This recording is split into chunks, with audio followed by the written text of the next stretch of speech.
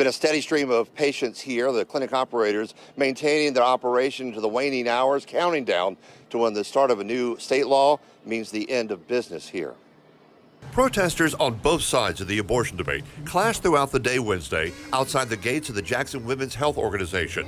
Cabbage Stark staked out a spot in front of the clinic. This is a devastating time for us. I mean, this is going to, greatly harm people. It's already greatly harming people. Regina Minga says she had an abortion 30 plus years ago and doesn't want anyone to go through that. I hurt still for all of those that have had them and for those who we just don't know how to, we don't know God's love and how much He loves us and who our identity is. A bitter back and forth in the final hours of Operation Wednesday as a steady stream of patients pushed their way past protesters to get a procedure while they legally still could. For James Parker, he has spent 9.5 years volunteering as a safety escort for abortion patients. That is ending here. Abortion is going to continue.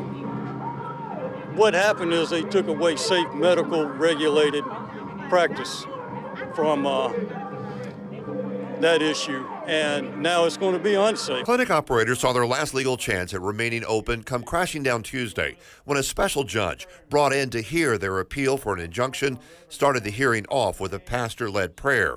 A few hours later, she refused to intervene.